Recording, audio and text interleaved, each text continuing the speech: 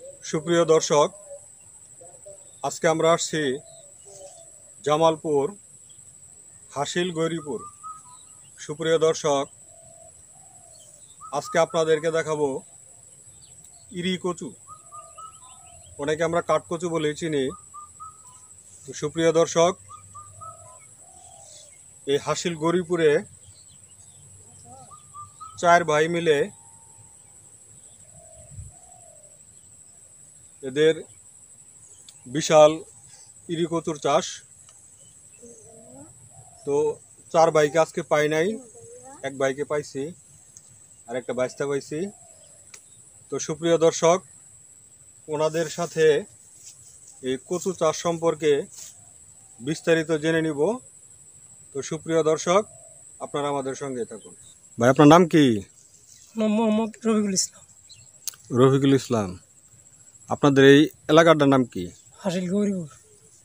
আচ্ছা, এটা কি কচুর চাষ করতেছেন? এটা মূলত ইরি কচু। ইরি কচু। আচ্ছা, আপনার ইরি কচুর চাষ প্রণালী সম্পর্কে আমাদেরকে জানান তো দেখি। এটা প্রথম সঠিক আগে বীজ নির্ধারণ করা লাগবো। বীজ সঠিক না হইলে আপনার চাষ করে কোনো লাভবান পাবেন না। আচ্ছা, এটা কি বীজ থেকে করা নাকি আপনার চারা দিয়ে করছেন? এটা আপনার প্রথম লাগাইলে নতি হবো, এই লতা ছাড়বো, লতার থেকে চারা হবো, চারার থেকে এটা কচু উৎপন্ন হবে। আপনি কি চারা থেকে করছেন নাকি বীজ থেকে করছেন? না, এটা আপনার চারার থেকেই উৎপাদন, ওই নতির থেকেই চারা উৎপাদন হয়। লতি থেকে চারা উৎপাদন হয়? কিন্তু এটা আবার দুই রকম, যেটা নতি এটা আবার ইরি। নতিরা যেটা ওটা শুধু নতি, ওটা শুধু লতি, ওটা কাঠ হয় না? কাঠ হবো না, বা কাঠ হইলে না বেশি না। আর যেটা ইরি, এটা খাইতে সুস্বাদ, লতাও বেসন যাবো, কচু আপনার বড়। আচ্ছা, এই কচুটা আপনার কতটুকু বড় হয়? এটা প্রায় 4 হাতের মতো হয়ে যাবে। 4 হাত? 4 হাত, 2.5 হাত, 3 হাত, 4 হাত এরকম। দেখেন, আপনার চাইতে তো অনেক লম্বা দেখা যায়। এটা তো কেবল বারন্ত, এটা আপনার অলরেডি প্রায় 2 হাতের উপরে কাঠ আছে। এটা যখন আপনার সব ডাইগে আর কাটছি, ডাইগে এটা যখন পড়বো তখন 3 হাত হয়ে যাবো কাঠি। 3 হাত হয়ে যাবো? তার উপরে থাকবো ডাইগে। আচ্ছা, আপনার চারা লাগানোর পর থেকে কয় মাস সময় লাগে আপনার কচু হারভেস্ট করতে? আপনার ভালো যত্ন করলে সর্বোচ্চ আপনার 80-85 দিনের মধ্যেই কচু তোলা হবে। মূলত এটা 3 মাসের ফসল? 3 মাসে একটু বেশি লাগবে, 3 মাসে একটু কম লাগবে। মূলত 3 মাস, পুরা 3 মাস করলে জিনিসটা সব পরিপূর্ণ হবে। মানে 3 মাসে কাঠ পরিপূর্ণ? কতটুকু জায়গা এখানে? প্রায় এক পায়ের মতো আছে। এক পাখি? এক পাই, 52 পাই, এক পাই। 52 পাখি, এক পাখি। আচ্ছা, এক পাখি জমিতে আপনার এই ইরি কচু চাষ করতে কত টাকা খরচ হয়? এটা তো আমরা এক পাই জমিতে প্রায় চারা উৎপাদন খরচই লাগবো প্রায় 15-16 হাজার টাকা। চারা বাবদ 15-16 হাজার টাকা? 16 হাজার টাকা পরে চারা বাবদই লাগবে। আচ্ছা, আপনার এক পাখি জমিতে মোট কত খরচ হয়? এটা মনে করেন শ্রমিক তো আর ধরা যাবে না, শ্রমিক হইতে ধরা গেলে প্রায় 1 লক্ষ লাগবে। 1 লক্ষ টাকা খরচ লাগবে? খরচ হবে। আচ্ছা, আপনার এক পাখি জমিতে আপনার কত টাকার লতি বিক্রি করতে পারেন? লতি প্রায় প্রথম তোলায় 40,000 টাকা বিক্রি করা। 40,000 টাকার লতি বিক্রি করতে পারবেন? জি। আর এই কাঠকচুগুলা তো হিসাব পুরা অঙ্ক নামার গেলে প্রায় 6-7 লক্ষ টাকা হবে। 6 থেকে 7 লক্ষ টাকা এক পাখিতে? জি। ডিগ্রি সত্যি কথা বলতেছেন নাকি? এটা বেচে হাইরে হিসাব করে কইতাছি। বেচে সারে হিসাব করে কইতাছেন? হিসাব করে। তাইলে আপনার খরচ হয় কত? খরচ টোটাল 1 লক্ষ টাকা খরচ হবো।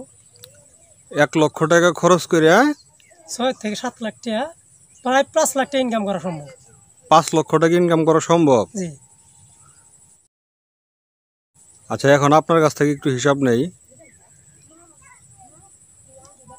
এক পাখি জমিতে মানে কত পিস চারা লাগানো যায়? এটা সোজা হিসাব, এক পাই জমিতে আপনি শতাংশ 100 যদি আড়ে, তাহলে ধরেন 5200। 5200। জি। আচ্ছা, একটা কচু কত বিক্রি হইতেছে বর্তমান বাজারে? এখন কচু এই জিল আমার এই এখানে দেখতেছেন হুম, প্রায় 70, 80, 90। 70-80 টাকা এটি পাইকারি বিক্রি করতেছেন? পাইকারি যাব প্রায় 60, 50।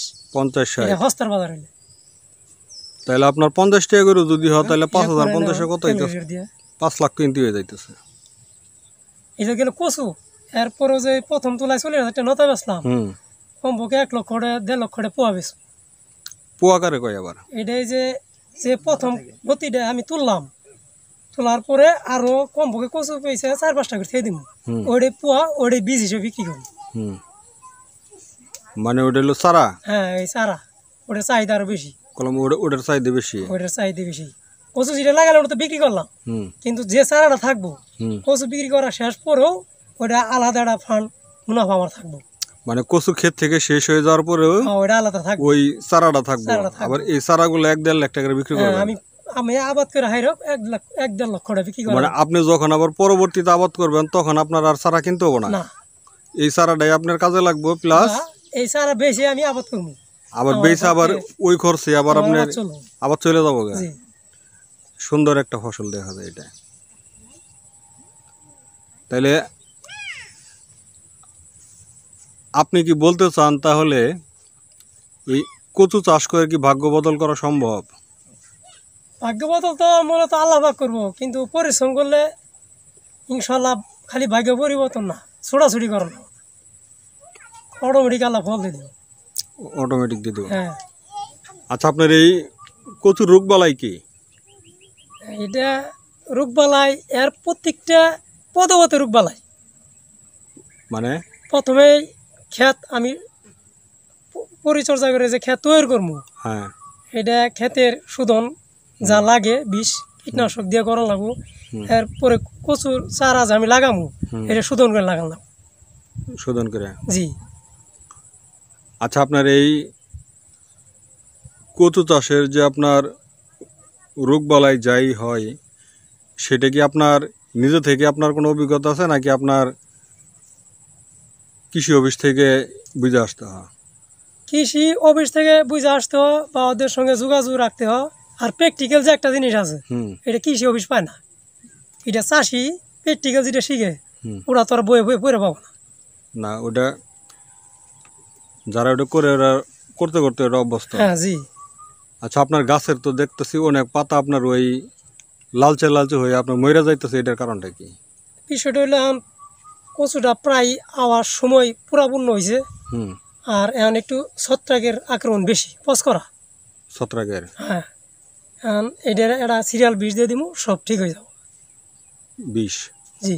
বিষটার নাম কি? এটা আপনার গোল্ডাজিম আছে স্কোয়ারের। ওটা ওটা দিলে আপনার স্প্রে করলে এটাও আছে, বা আসছে আর ভালো আছে সিলেট প্লাস। ওটা দিলে শেষ? জি, এই দুইটা দিলে পুরাপূর্ণ কাজ করে।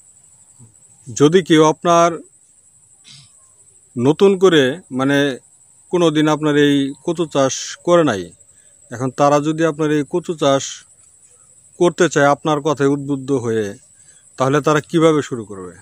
আসলে সুন্দর প্রশ্ন করছেন। তাদের যারা কচুর চাষ আশপাশ চাষি করছে হুম, হুম, অবশ্যই তাদের সঙ্গে আগে যোগাযোগ করানো, হুম, যোগাযোগ কইরা তাদের পরামর্শ নিয়ে কচুর চাষ করানো, তাহলে কি সফলতা সম্ভব? ইনশাল্লাহ। আচ্ছা রফিকুল ভাই, আপনার সাথে ইনি কে? ইনি আমার বাঁচতে। আমি তো আরো ভাবছি যে নায়ক সালমান শাহ। ইনশাল্লাহ। আচ্ছা ভাই স্যার, তুমি কি এই কচু চাষ সম্পর্কে কি জানো একটু বলো তো দেখি। কচু সম্পর্কে যা জানি চাষ সম্পর্কে, যে প্রথমে জমি তৈরি করার পর হ্যাঁ, পোয়া লাগাতে হয়। যেটা নতা থেকে বের হয় পোয়াটা, সেটা রোপণ করতে হয়। রোপণ করার পরে সার বিষ দিতে হয়। তারপর আর কি আস্তে আস্তে কচুটা যখন বেড়ে যায়, সারের মাত্রাটা বেড়ে দিতে হয়। বা বিভিন্ন পোকামাকড় আক্রমণ করে, তো পোকামাকড় আক্রমণ থেকে রক্ষা করার জন্য বিভিন্ন ধরনের বিষ স্প্রে করতে হয়। তো এখন কচু যখন বের হয়ে গেছে, তো কচুর যে ছত্রাক আক্রমণ করে, সেখানে ছত্রাকনাশক যে বিষ আছে সেটা স্প্রে করলেই ইনশাল্লাহ এটা থেকে ইমপ্রুভ হয় আর কি। জি, রোগমুক্ত হয়। জি।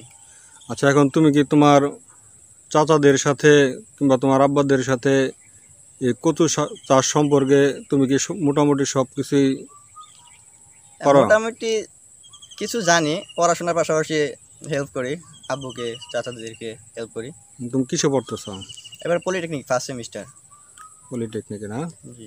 এখন তোমার কি কৃষিকাজের প্রতি কি আগ্রহ আছে নাকি? হ্যাঁ, কৃষি নির্ভর আমাদের পরিবার আছে।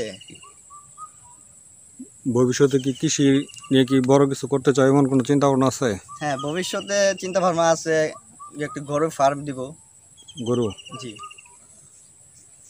আচ্ছা, আমরা দোয়া করি তোমার যাতে এই কৃষি সেক্টরে সাকসেস হও। ইনশাআল্লাহ।